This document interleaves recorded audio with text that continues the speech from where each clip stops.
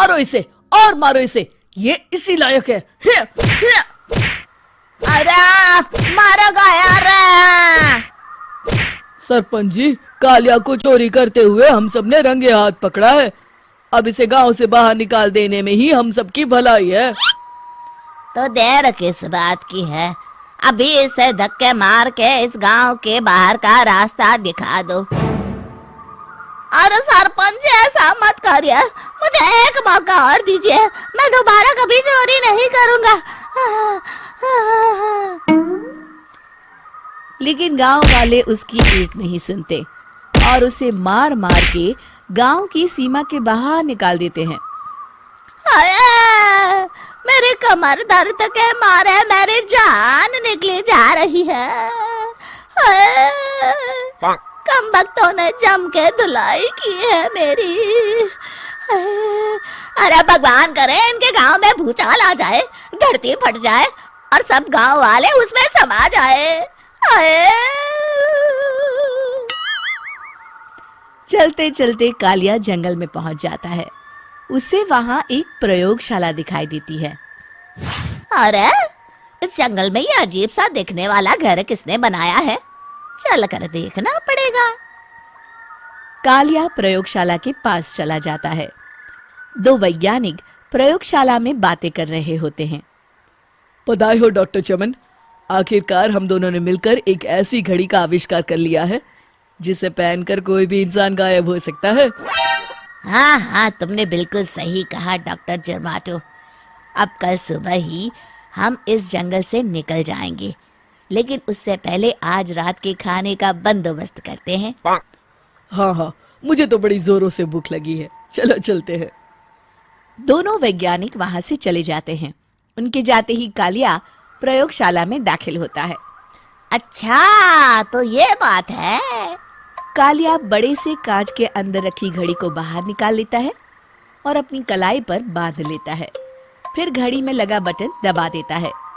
कालिया को एक जोरदार झटका लगता है। कालिया अपने आप को आईने में देखता है तो उसका पूरा शरीर पूरी तरह से गायब हो चुका होता है। अब तो जो चाहे वो कर सकता हूँ। सबसे पहले मैं उन सभी को सबक सिखाऊंगा। गांव वालों, मैं आ रहा हूँ। कालिया गांव की ओर चल पड़ता है। थोड़ी देर के बाद दोनों वैज्ञानिक वहां आते हैं।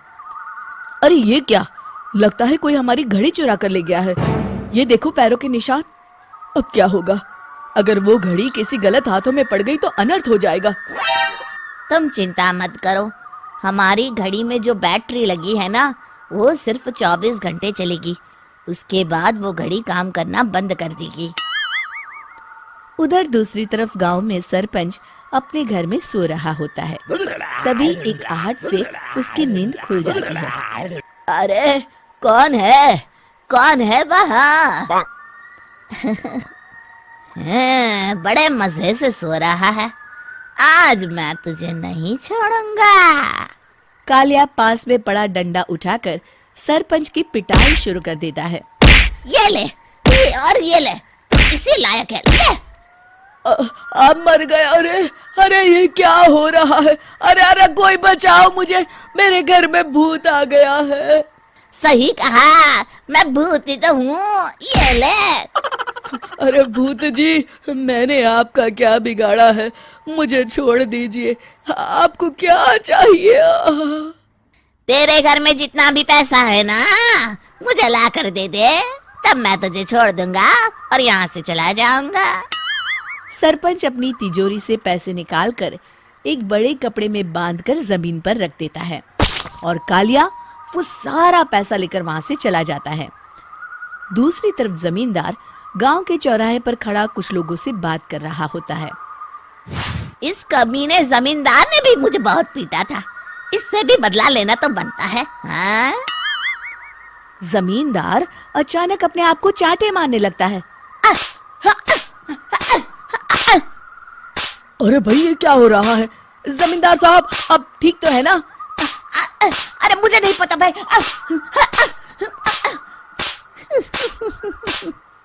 अरे मर गए रे, ये तो पक्का किसी भूत प्रेत का काम है।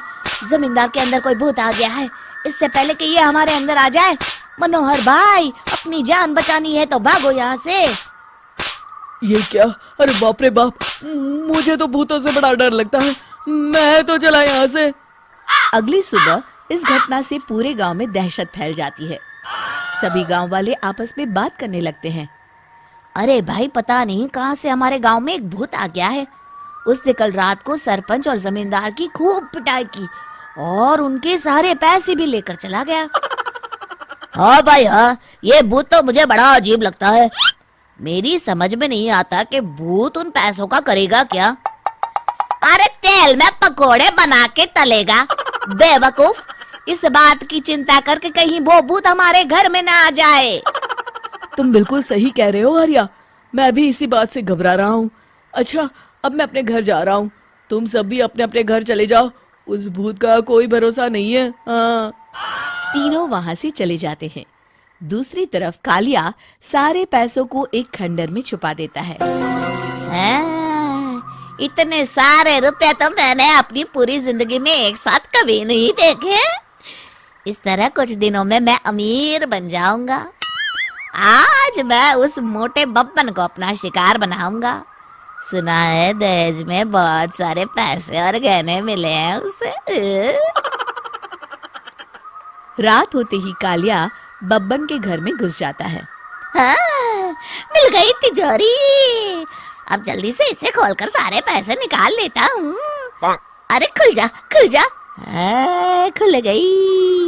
कालिया पैसे थैले में भर ही रहा था कि तभी बब्बन उसके बगल में आकर खड़ा हो जाता है।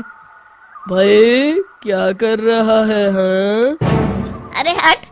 अरे तेरी इतनी हिम्मत, मैं तेरे सामने खड़ा हूँ और तू फिर भी मेरी तिजोरी से पैसे चुरा रहा है। अरे मैं तो गायब हूँ, तू मुझे कैसे देख रहा है? कालिया अपनी घड़ी को देखता है।